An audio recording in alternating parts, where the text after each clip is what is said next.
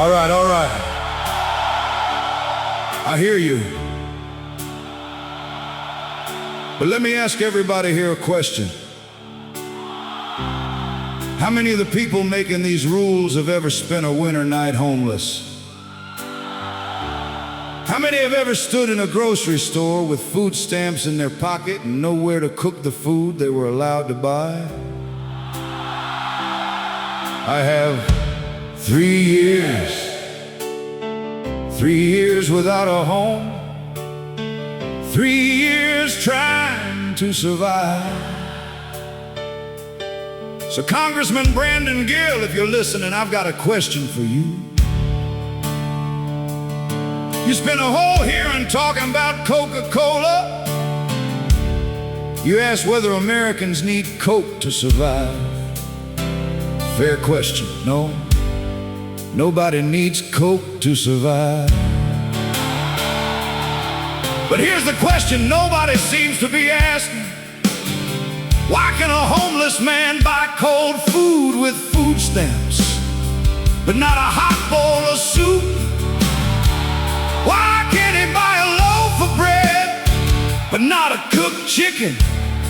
Why can't he buy ingredients, but not a meal he can actually eat? Because whoever wrote that rule wasn't sleeping outside. And let's talk about these so-called healthy choices. Everybody says, eat healthy. Buy fresh produce. Make better choices. Have you seen the prices lately? A bag of organic groceries can cost more than a working family can afford. A head of organic lettuce can cost more than a fast food meal. When you're broke, hungry, and trying to survive, healthy food starts looking like a luxury item. That's the reality. Not the talking points, not the headlines. Reality.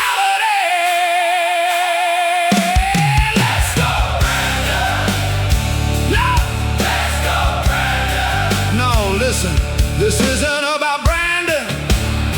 This isn't about Democrats. This isn't about Republicans.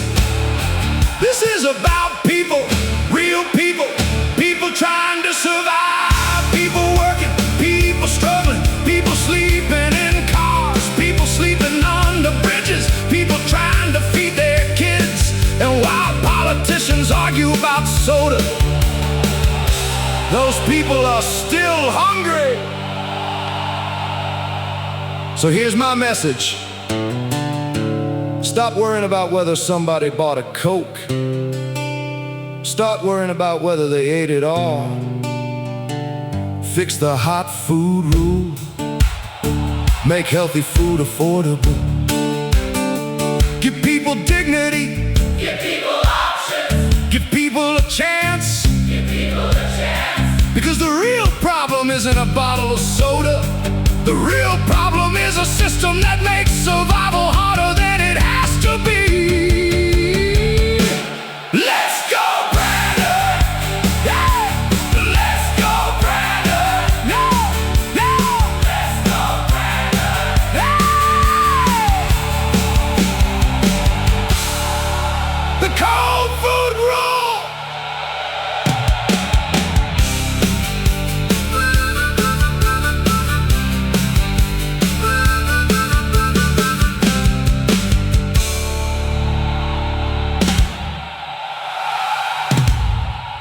Cold food rule!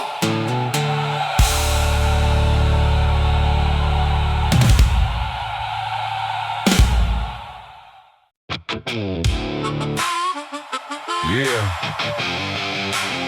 They rolled in.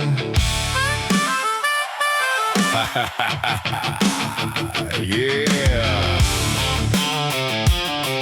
Yeah.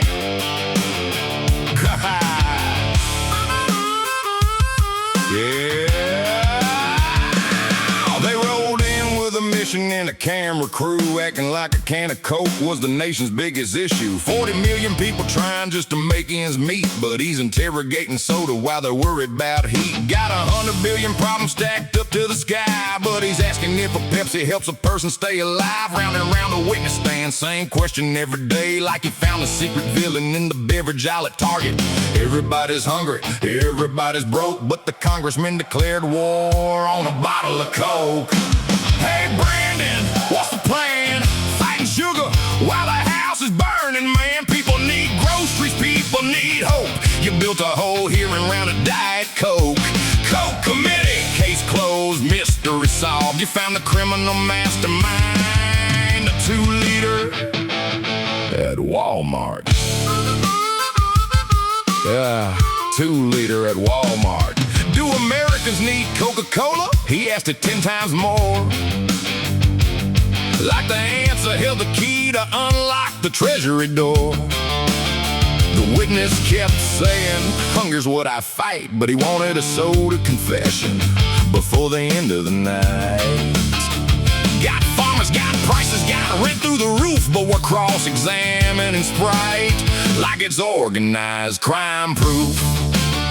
Breaking news at 11, Congress saves the day. A can of cherry cola was taken away. Meanwhile, real life keeps knocking at the front door again, but we're busy counting bubbles while the budget's wearing thin. Hey Brandon, what's the plan? Fighting sugar while the house is burning, man. People need groceries, people need hope. Not another hearing about a bottle of Coke. Coke committee, hero of the age, battling soft drinks from the congressional stage. Some folks fight hunger, some folks fight debt, some folks fight inflation, or at least they haven't yet. But if history remembers that hearing someday, it'll say, he really showed that Pepsi who's boss. Case closed.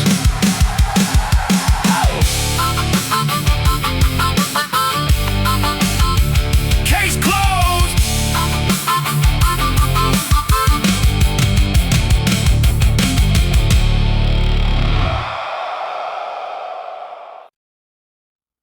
Three winters. 3 years sleeping wherever I could find shelter. Food stamps in my pocket. Snow on my boots, and somewhere in Washington, they're arguing about Coca-Cola. Tell me again how that's the biggest problem.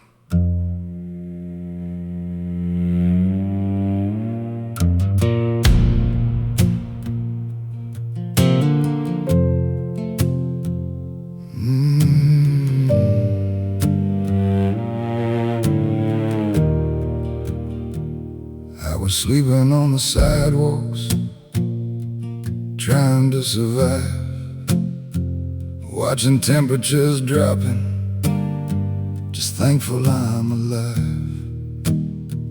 Food card in my wallet, a few dollars to my name, but every freezing evening played the same old game. Could buy a loaf of bread, buy a pack of meat, but nowhere I could cook it, nowhere warm to eat. The snow was falling sideways, the wind cut through my coat, but Congress found a villain, a bottle of Coke. They talk from heated offices, they talk from leather chairs, but the street don't care for speeches. The street don't care, who cares? I didn't need a lecture, I didn't need a vote, I needed something hot to eat. I wasn't worried about Coke. You can count every soda, you can chase every smoke, but I was freezing in the darkness. I wasn't worried about Coke. Somebody asked the question, should Snap buy sugary drinks? Meanwhile, a homeless veteran is shivering shivering by the rink. Single moms are struggling, rent keeps climbing high. Working folks are choosing which bill they're gonna buy, but the hearing keeps on rolling, round and round it goes. Like America's biggest crisis is what's inside a soda. I would've traded anything for soup that winter night, instead of standing hungry under parking lot lights. The people making policies never saw that road, never carried all they owned inside a single load. I didn't need a lecture, I didn't need a vote, I needed something hot to eat.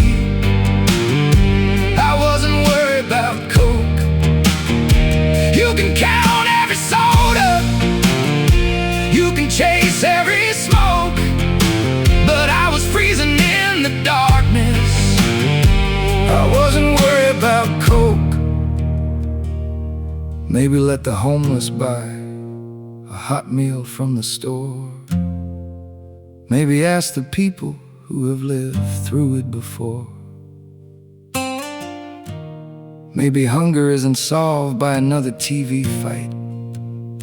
Maybe common sense matters on a freezing winter night. You can debate nutrition, you can argue all day long, but when you're cold and homeless, theory starts sounding wrong.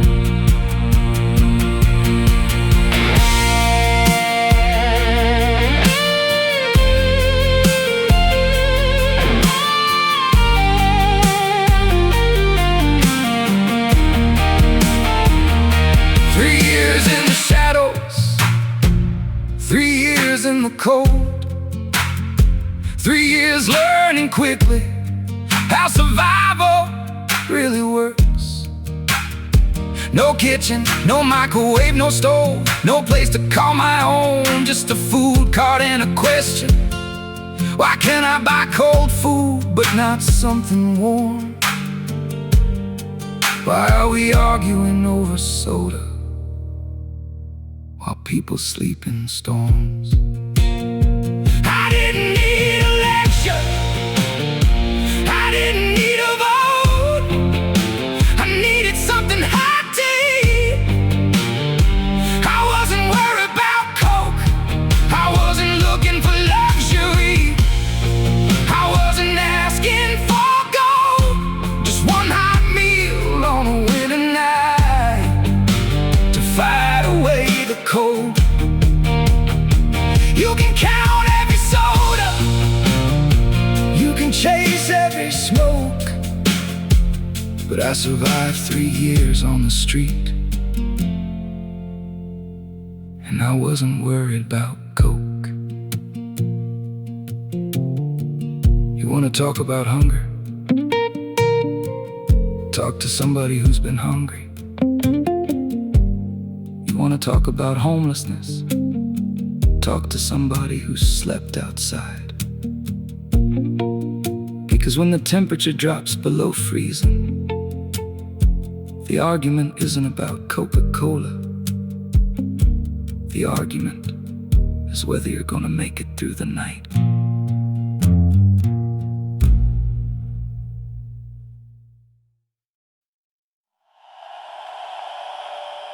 They told me I could buy food. What they didn't tell me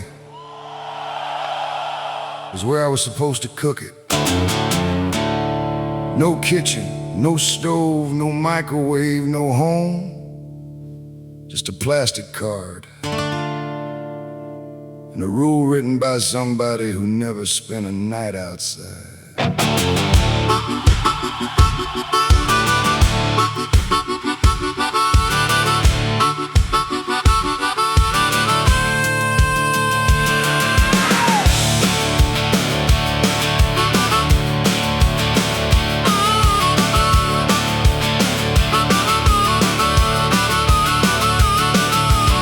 Stamps in my pocket, snow falling from the sky, standing in the grocery aisle, wondering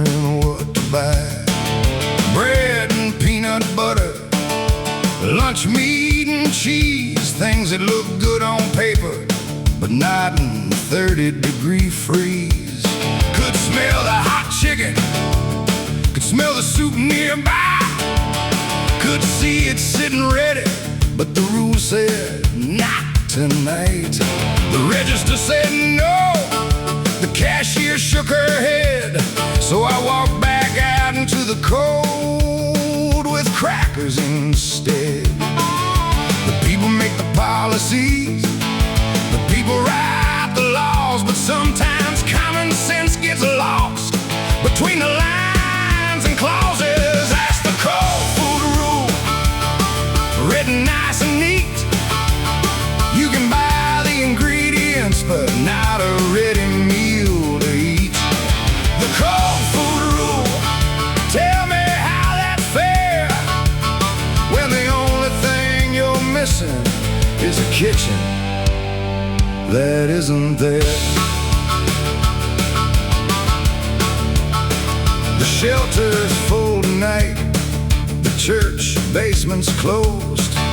The wind is cutting sideways, the temperature's below. The card still has a balance, the account still has some funds, but somehow that don't matter when the sun goes down. They say it's for nutrition, they say it's for control, but policy don't warm your hands when you're standing in the cold. I wasn't looking for luxury, I wasn't looking for steak. I would have settled for a bowl of soup and a warm place for a break. Sometimes the difference between surviving and defeat isn't money in your pocket, it's access to heat. That's the cold food rule, written nice and neat. You can buy the ingredients, but not a ready meal to eat. The cold food rule, tell me how that's fair, when the only thing you're missing is a kitchen that isn't there.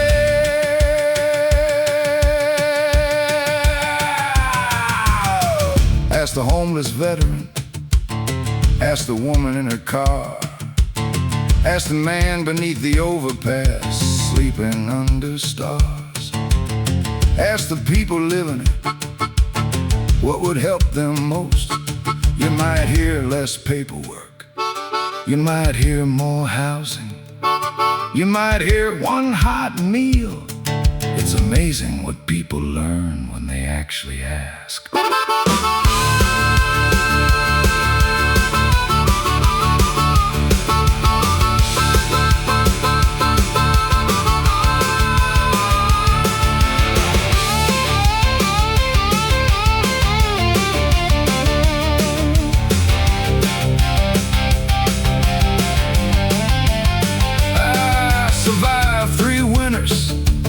So I'm speaking for myself, not from some committee room, not from some government shelf.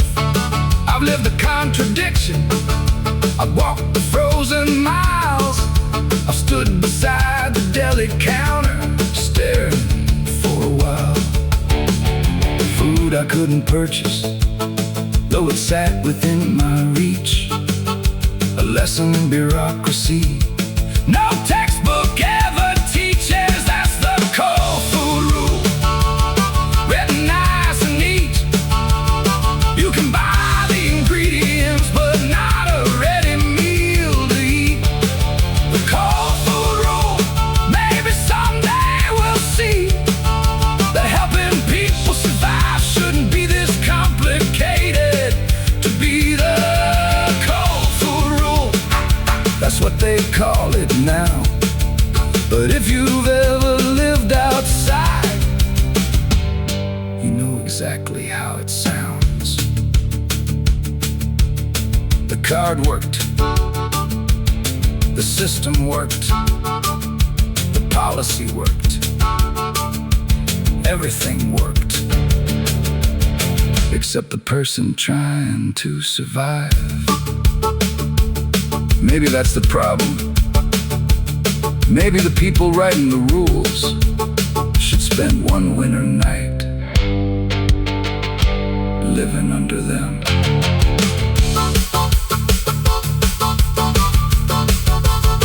Living under them.